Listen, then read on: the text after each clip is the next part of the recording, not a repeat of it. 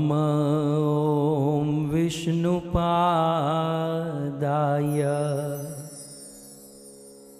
कृष्णप्रेष्ठाय भूतले श्रीमते भक्तिवेदान्त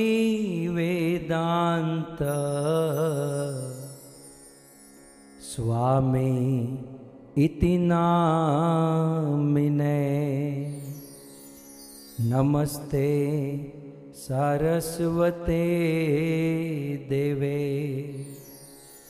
गौरवाणी प्रचारिणे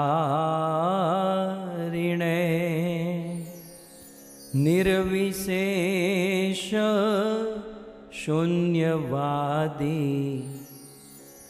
पाश्चात देशतारिणे। जय श्री कृष्ण चैतन्य प्रभु नित्यानंद श्री अद्वैत गदाधर श्रीवासादि श्री गौर भक्तवृंद। हरे कृष्णा कृष्णा कृष्णा हरे हरे हरे राम राम राम हरे हरे। जगद्गुरु श्रील प्रभुपाद की, श्री पुरुषोत्तम मास की। हरे कृष्णा। परम सौभाग्य, आज पुरुषोत्तम मास का चतुर्थ दिन है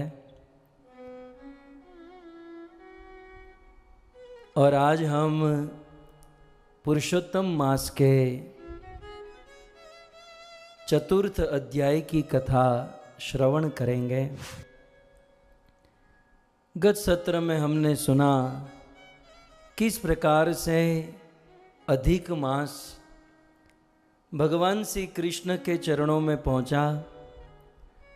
कृष्ण को शरणागत होकर बहुत सुंदर स्तुति किया और फिर भगवान अधिक मास को स्वयं अपनी तरह ही प्रभावशाली बनाते हैं, स्वयं अपनी शक्ति और वरदान प्रदान करते हैं। इवन भगवान ने यहाँ तक कहा कि मेरा नाम पुरुषोत्तम क्यों है, क्योंकि मैं गुणों में, ऐश्वर्य में, वैराग्य में, इन अनेक वस्तु में, पुरुषों में उत्तम हूँ और इसलिए मुझे पुरुषोत्तम कहते हैं। और हे अधिक मास, आज से मैं तेरा स्वामी हूँ, इसलिए तुम्हारा नाम भी पुरुषोत्तम मास होगा। और जो तुम्हारी भक्ति करेगा, इस महीने में जो अधिक भजन करेगा, उसे मुझ कृष्ण की कृपा प्राप्त होगी।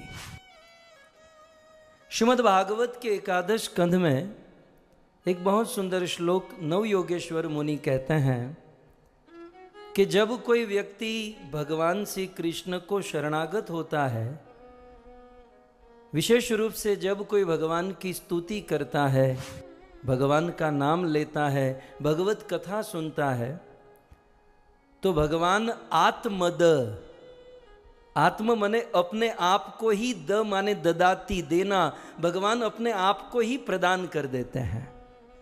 अब चतुर्थ अध्याय में भगवान श्री कृष्ण श्री द्रौपदी के विषय में बताते हैं। भगवान श्री कृष्ण द्रौपदी का जिक्र करते हैं, द्रौपदी के विषय में निवेदन करते हैं इस प्रकार से। पांचाली या महाभागा पूर्व जन्म निसुंदरी कस्यचिद्विज मुख्यस्य पुत्री जाता सुमध्यमा, पुत्री जाता सुमध्यमा।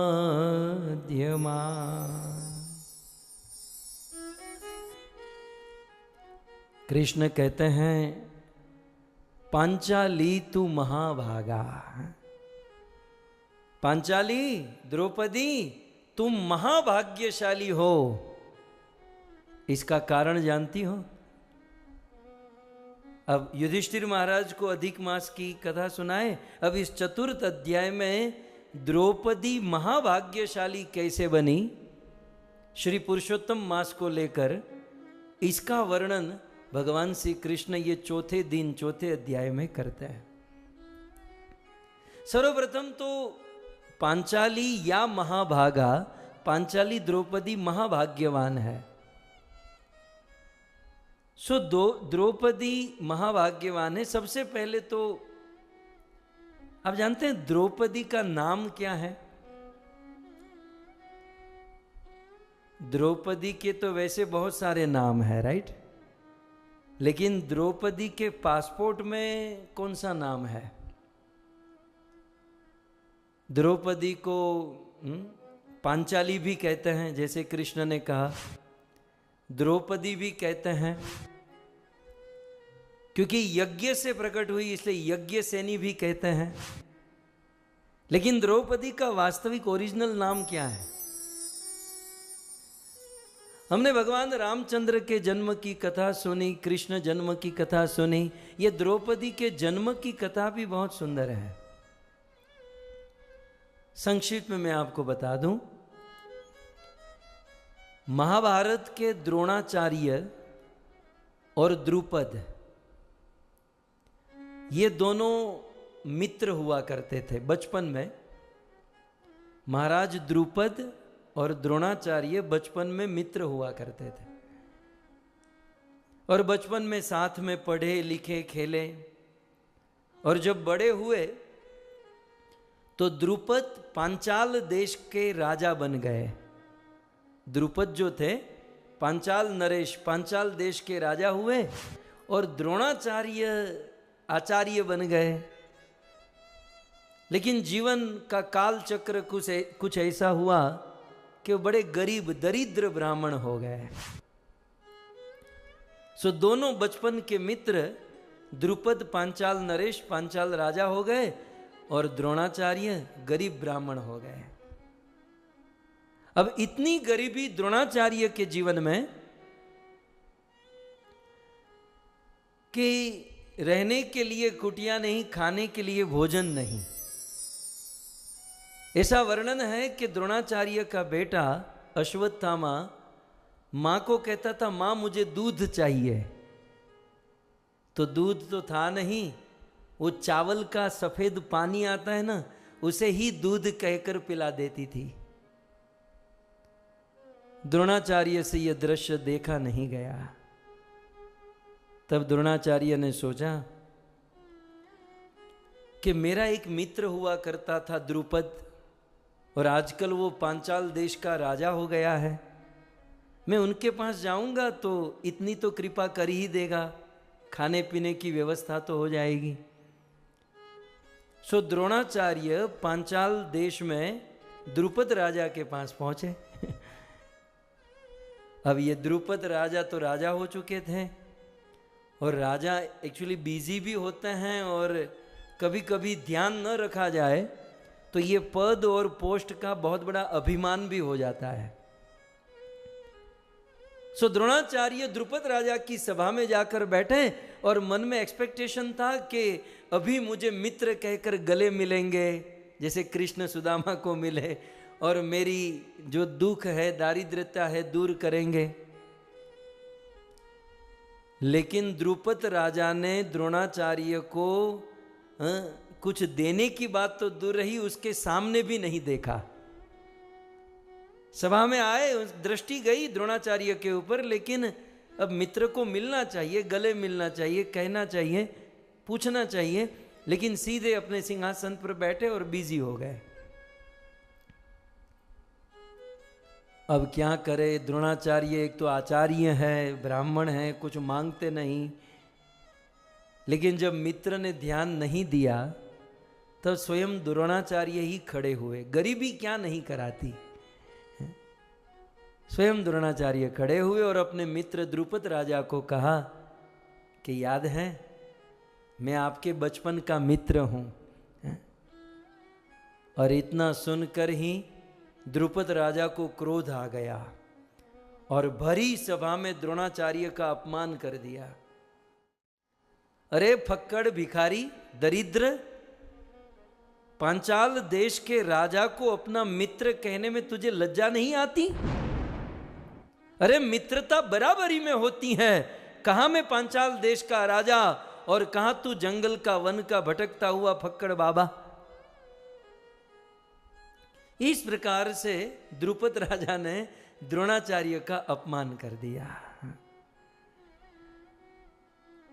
और ऐसा अपमान किया कि बड़े दुखी होकर, एक तो द्रोणाचार्य दुखी थे ही दरिद्रता के कारण, और ऊपर से अधिक इस प्रकार से मित्र से जब ताने मिले तो अधिक दुखी हो गए। द्रोणाचार्य आए वापस और फिर वो तो कौरव और पांडवों के गुरु बन गए। आप जानते हैं ना, कौरव पांडव द्रोणाचार्य से विद्या ग्रहण किए। जब विद्या समाप्त हुई तब अर्जुन ने कहा, गुरुदेव आपने मुझे गांडीव पकड़ाया है, मुझे दुनिया का सर्वश्रेष्ठ धनुर्धर बनाया है, ये अर्जुन आपको गुरु दक्षिणा में क्या दे सकता है बताइए। तब द्रोणाचार्य को वो द्रुपद की याद आई। बोले तू मेरा चेला है और तू मुझे कुछ देना चाहता है ना, तो पांचाल नरेश महाराज द्रुपद ने मेरा बहुत अपमान किया था, इसलिए तुम एक काम करो, द्रुपद राजा के साथ युद्ध करो और उसे जीत लो। तुरंत अर्जुन को कहां देरी, गुरुदेव की आज्ञा हुई और अर्जुन अपने रथ पर सवार हुए, पांचाल देश में गए, द्रुपद राजा के साथ युद्ध किया और महाराज द्रुपद को द्रोणाचार्य के चरणों में लाकर सौंप दिया। अर्जुन यूं ही द्रोणाचार्य का प्रिय नहीं बना, अर्जुन ने बहुत बड़े बड़े काम किए। सो अब द्रोणाचार्य और द्रुपद राजा द्रोणाचार्य के चरणों में है, बंदी बने हुए हैं, अर्जुन ने जीत लिया है। तो क्या करूं गुरुदेव अब इसका? द्रोणाचार्य ने कहा कि द्रुपद को कहा कि द्रुपद राजा अब तो तू राजा रहा नहीं, तेरा राज्य अर्जुन का अर्थात मेरा हो चुका है, जा मैं तुझे मेरा आधा राज्य भीख में देता हूं। द्रोणाचार्य ने द्रुपद का पूरा राज्य ले लिया और फिर आधा राज्य बोले मैं तुझे दिया, जा तू वापस चला जा। लेकिन सुन, अब उस पांचाल देश का आधा राजा मैं हूं, आधा तू है, अब हो गई बराबरी। अब मित्रता के विषय में क्या कहना है तेरा? तूने ये कहा था ना कि मित्रता बराबरी में होती है, अब हो गई ना बराबरी, चल जाए यहां से। इस प्रकार से महाराज द्रुपद का बड़ा अपमान हुआ और वे वापस आए हैं। जब द्रुपद वापस आए तो उनके अब आधे पांचाल देश के तो राजा हो चुके थे,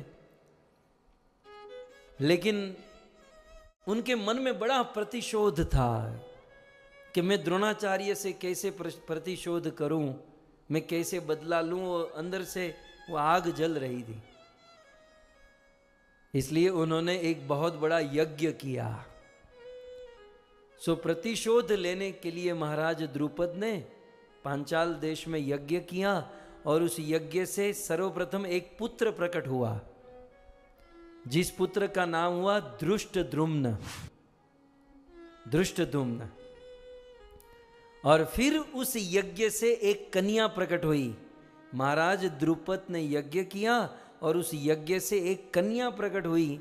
यज्ञ से कन्या प्रकट हुई, इसलिए उसे प्रथम नाम दिया गया याज्ञसेनी।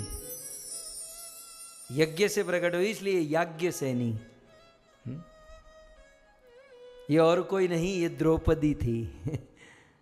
सो यज्ञ से प्रकट होने के कारण उसे याज्ञसेनी कहा। और महाराज द्रुपद की बेटी हुई, इसलिए इसे द्रौपदी कहा गया। लेकिन द्रौपदी जब प्रकट हुई बड़ी बुद्धिमान थी। ऐसा कहते हैं कि अग्नि की लौ से जो ऊपर काली श्याम वर्ण की शिखा होती हैं, उससे द्रौपदी का जन्म हुआ। इसलिए द्रौपदी जन्म से ही श्याम वर्ण की थी। लेकिन जन्म जिस दिन हुआ ना, द्रौपदी के मन में बहुत अफसोस हुआ कि हाय रे, मेरा जन्म प्रतिशोध की आग से हुआ, मेरा जीवन कैसा बीतेगा। मतलब मेरे पिताजी बदले की आग में यज्ञ की और उससे मेरा जन्म हुआ। तो इससे द्रौपदी के मन में एक अभाव था, दुख था। तब महाराज द्रुपद ने, जो आजू बाजू में ऋषि मुनि बैठे थे, उनको कहा कि ये सुंदर कन्या प्राप्त हुई है, आप इसका नामकरण कीजिए। यज्ञ से प्रकट हुई इसलिए याज्ञ से नहीं, लेकिन ये उनका लीगल नाम नहीं है। द्रुपद की बेटी माने द्रौपदी, ये भी लीगल नाम नहीं है। पांचाल देश की राजा की कन्या माने पांचाली, ये भी लीगल नाम नहीं है। लीगल नाम अब ऋषि मुनियों ने रखा। बोले महाराज, आपकी बेटी अग्नि की शिखा से प्रकट हुई है, ये श्याम वर्ण की है, इसलिए हम आपकी बेटी का नाम रखते हैं कृष्णा। श्री कृष्णचंद्र भगवान की। द्रौपदी का नाम रखा कृष्णा। जन्म से ही द्रौपदी को बड़ी चिंता थी, दुख था। लेकिन ऋषियों ने जब इनका नाम रखा ना कृष्णा, तो द्रौपदी, सब लोग कृष्णा कृष्णा कृष्णा, इस नाम की गूंज होने लगी। और नाम का अपना प्रभाव होता है, वस्तु शक्ति का अपना प्रभाव होता है। मूल रूप से तो ये नाम हमारे भगवान कृष्ण का है ना, और उनके नाम से ही द्रौपदी का नाम रखा कृष्णा ऋषियों ने। तो ये कृष्ण नाम का प्रभाव द्रौपदी के जीवन में होने लगा। उनकी चिंता, उनका दुख, दारिद्र्य सब कुछ खत्म हुआ। और अब तो द्रौपदी मचल गई कि ये कृष्ण है कौन। और फिर आगे बहुत बड़ी कथाएं आती है। लेकिन यहां पर कहा गया द्रौपदी या महाभागा। ये भगवान श्री कृष्ण कहते हैं पुरुषोत्तम मास महात्म्य के 4 अध्याय में कि द्रौपदी महाभागा। द्रौपदी किस सेंस में महाभाग्यवान है? आप जानते हैं कि द्रौपदी के 1 नहीं 2 नहीं 5 पति है।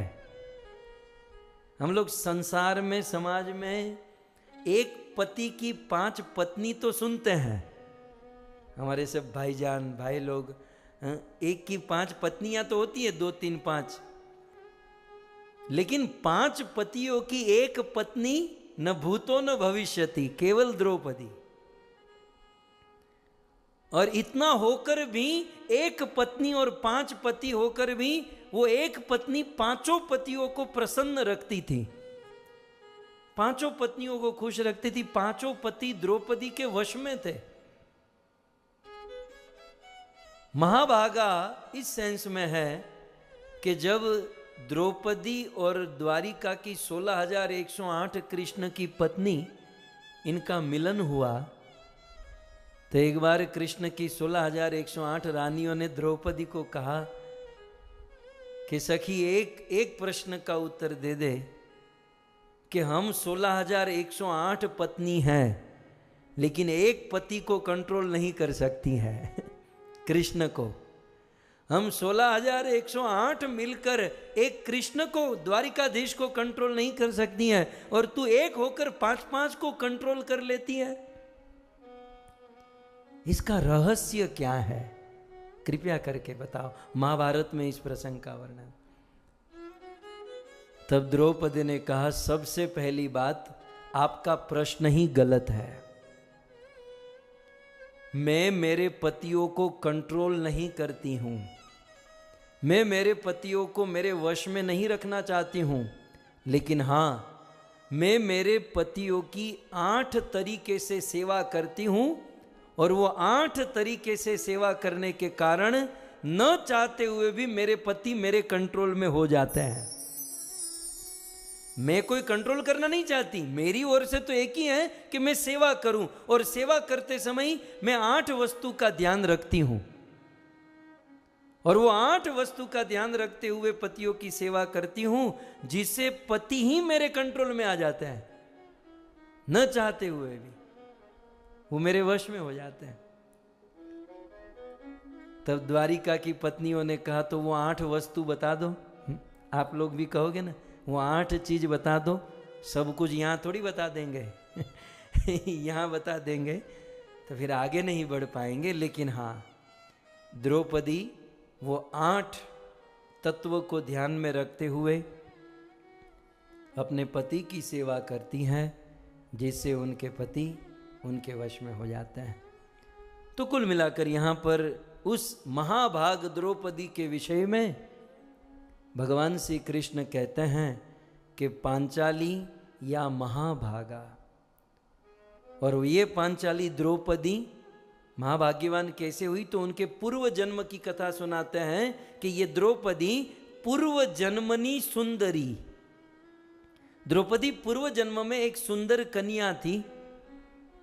कस्यचित द्विज मुख्यस्य, इस जन्म में क्षत्रिय के घर पर जन्म हुआ है, लेकिन पूर्व जन्म में द्रौपदी का एक ब्राह्मण की कन्या के रूप में जन्म हुआ था।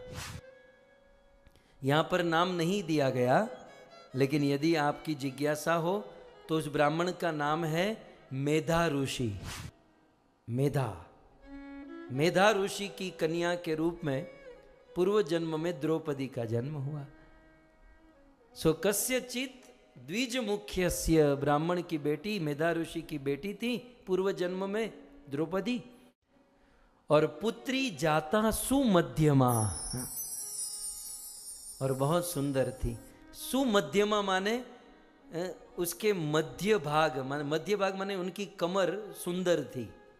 अब देखो, किसी को भी एक शब्द में सुंदरता बतानी हो ना, तो कमर से बताते हैं कि उसकी कमर बहुत सुंदर थी।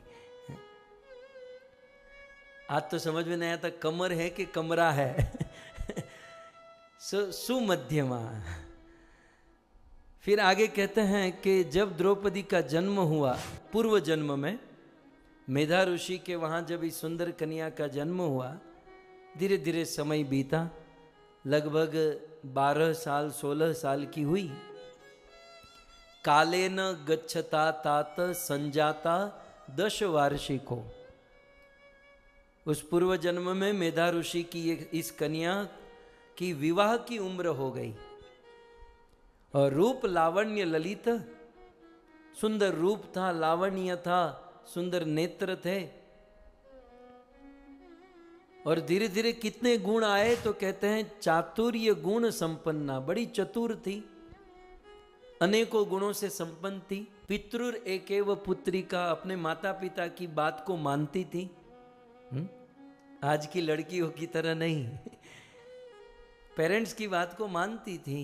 वल्लभा तीव, अपने माता पिता को बहुत प्रिय थी।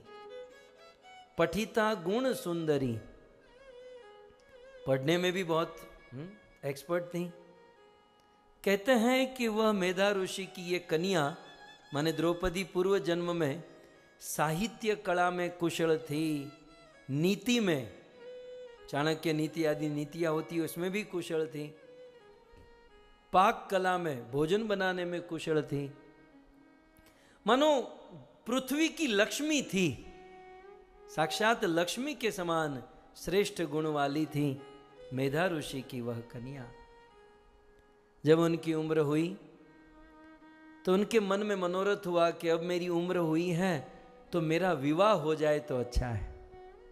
देखो, किसी कन्या के मन में समय आते ही ये इच्छा होना कि मेरा विवाह हो जाए, ये बहुत बड़े सौभाग्य की बात है।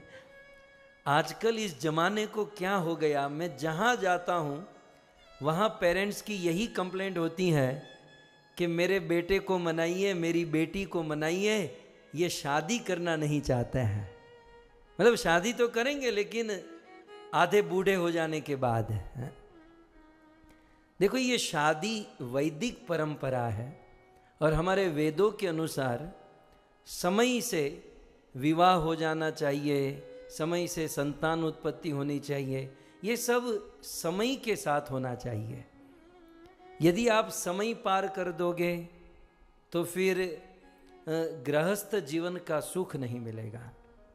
इसलिए मैं अक्सर कहता हूँ कि हमारी कामयाबी हासिल करने के लिए हमें प्लेटफॉर्म चाहिए, और हमारा फर्स्ट प्लेटफॉर्म है वर्णाश्रम धर्म।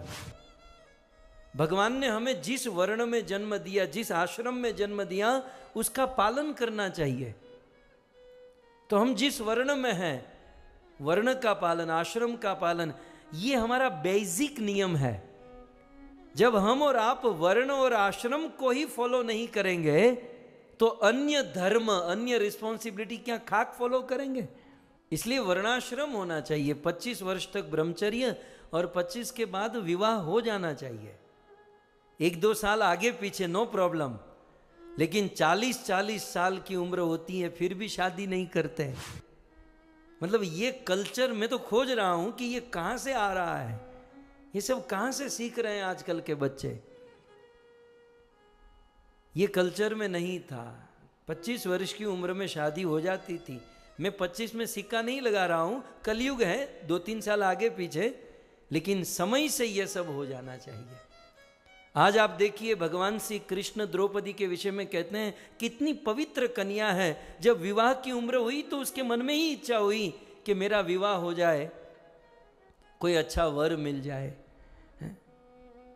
और उस समय उनके पिता मेधा ऋषि एक बहुत सुंदर वर खोजने के लिए घर से निकल पड़े। उस जमाने में आजकल जैसा थोड़ी था, वेबसाइट में डालकर देख लो, ईमेल में देख लो, फेसबुक में देख लो, खोजना पड़ता था। और इतनी सुंदर कन्या, तो कोई अच्छा वर खोजना होगा। अब देखिए कि वो मेधा ऋषि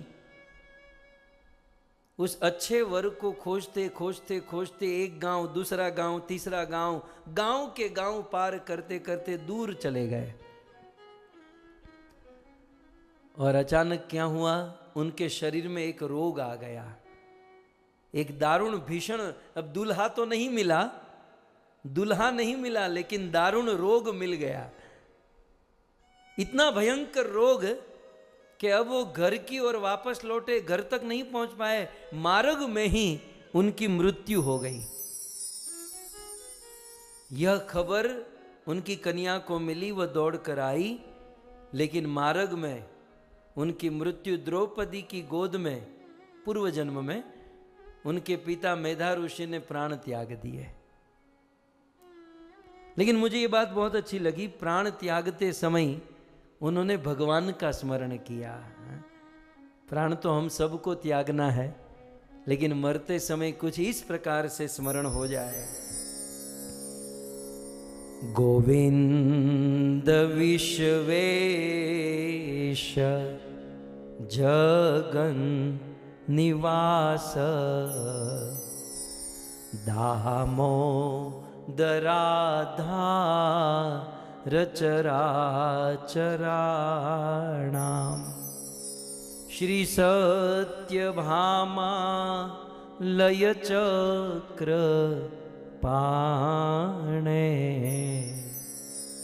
मां पाहि देवे जगन्निवास। मरते समय मेधा ऋषि यह श्लोक का उच्चारण किए। पद्म पुराण के इस अध्याय में यह वर्णन है। किसी एक संत ने बहुत सुंदर कहा कि मेरी प्रशंसा मत करना, मेरे ऊपर कोई अच्छी बुरी कमेंट मत देना, मैं कैसा हूं ये जब मैं मरूंगा तब पता चलेगा। आज तो आप बड़ी प्रशंसा करते हो, ये हैं, इतने हैं, महान हैं, लेकिन मेरा जीवन कैसा बीता ये तो मृत्यु के समय पता चलेगा। मृत्यु के समय यदि प्रभु का स्मरण हुआ कुछ इस प्रकार से, हैं, गोविंद विश्वेश जगत निवास दामोदर आधार चरा चराणाम श्री सत्यभामा आलय चक्र पाणे, तो मेधा ऋषि, इससे ये प्रतीत होता है कि भगवान के भक्त थे, जीवन भर भजन किए और प्राण छूट गया, भगवत धाम को प्राप्त हुए। लेकिन इनकी जो ये कन्या थी, उसको न माता थी न भाई थे, उनका आगे पीछे कोई आधार नहीं था, केवल एक पिताजी थे मेधा ऋषि, और उस पिताजी की भी मृत्यु हो गई। अब गोद में मस्तक रखकर पिता ने प्राण त्यागे।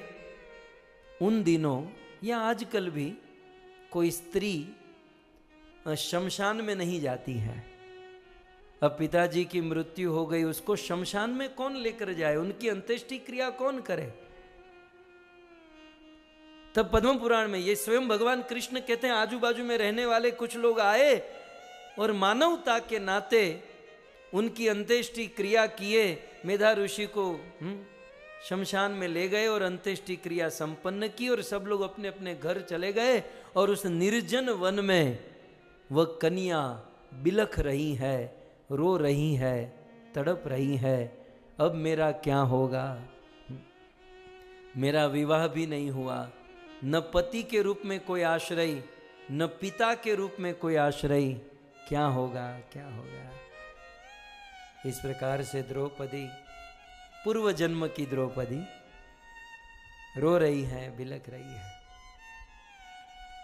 लेकिन तुरंत भगवान श्री कृष्ण कहते हैं कि जब वो कन्या रो रही थी, उस समय एक साधु, एक संत वहां पर आया। संत तो संत होता है ना। नारद देखा विकल जयंता, लागी दया कोमल चित संता। संतों के हृदय में दया होती है। संत आए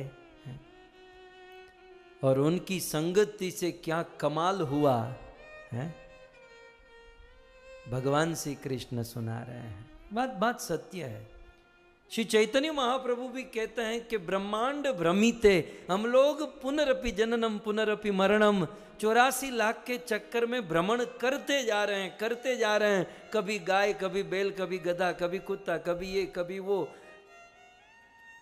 अनंत अनंत जन्म मृत्यु के चक्र में फंसे हैं। लेकिन ब्रह्मांड भ्रमिते, भ्रमण करते हुए गुरु की यदि कृपा हो जाए तो भक्ति का बीज मिलता है, और उस भक्ति के बीज से भगवान को प्राप्त कर सकते, 84 के चक्कर से मुक्त हो सकते हैं। भ्रमिते भ्रमिते यदि साधु वेद पाए, यदि साधु रूपी कोई वेद मिल गया तो ये पिशाची रूपी माया से हम मुक्त हो जाएंगे। गुरु कर्ण धारम, यदि इस मनुष्य जीवन की नौका को चलाने वाला कोई कैप्टन, कोई नाविक मिल गया, तब तो ये नैया पार लग जाएगी। वैसे वह कन्या निर्जन वन में रो रही थी, बिलख रही थी, और उस समय ये साधु आए। तब कृष्ण को पूछा कि वह साधु कौन थे और कैसी कृपा हुई। तब कहते हैं, इति श्री पद्म पुराणे पुरुषोत्तम महात्म्ये ऋषि भी कृतम ऋषि पुत्र्या सांत्वनम नाम चतुर्थो अध्याय समाप्तः। मैं धन्यवाद दूंगा वेदव्यास मुनि को कि क्या किस मोड़ पर लाकर अध्याय की समाप्ति करते हैं। तो इस, आप लोग मुझे दोष न दो कि कथा में उतार कर फिर बंद कर दे, तो इसलिए मैं स्पेशल ये किताब में से निकाल कर रखा हूँ कि इति श्रीमद् पद्म पुराण है। सो इस प्रकार से यहाँ पुरुषोत्तम मास महात्म्य के चौथे दिन के चौथे अध्याय की कथा विराम होती है, और बाकी की जो कथा है हम 5वें दिन सुनेंगे। श्री पुरुषोत्तम मास की जगत गुरु श्रील प्रभुपाद